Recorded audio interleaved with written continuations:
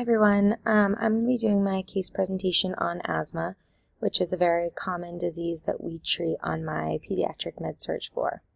So RW is a 4-year-old female who presents to the emergency department today with respiratory symptoms.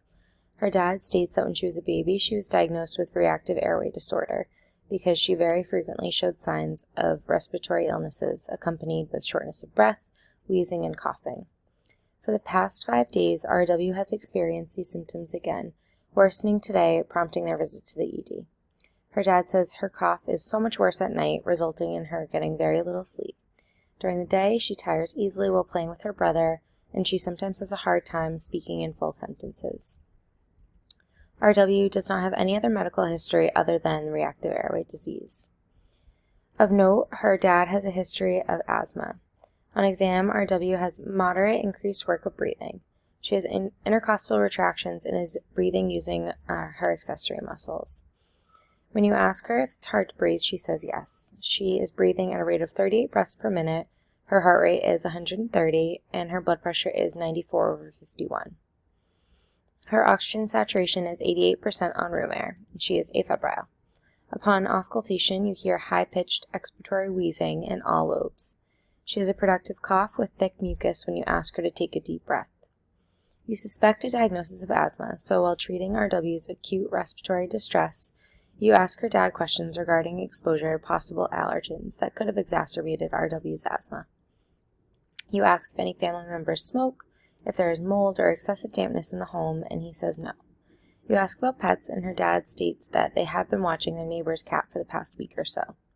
With this, you realize that RW is likely demonstrating an acute exacerbation of asthma, with the allergen being the furry cat. This also aligns with when her symptoms started. The risk factors for asthma that RW has are a history of reactive airway disease, which typically is a diagnosis made when an individual is too young to officially be diagnosed with asthma, but experiences similar symptoms, as well as a family history of asthma. The classic signs and symptoms of asthma include cough, which typically is worse at night, wheezing, and dyspnea, all of which RW is experiencing. Furthermore, her inability to speak in complete sentences, retractions, and use of accessory muscles, tachycardia, tachypnea, and low pulse oximetry indicates that she is likely experiencing an acute severe asthma attack. To treat RW's acute respiratory distress due to her asthma exacerbation, glucocorticoids and bronchodilators would be appropriate in administering to RW, as well as supplemental oxygen via a nasal cannula to keep her oxygen saturations above 90%. You would later get her on an asthma action plan with controller medications, as well as exacerbation medications to keep her asthma under control. To confirm this diagnosis, you order spirometry testing for RW, as well as a skin test to confirm that cats are triggering allergen for her.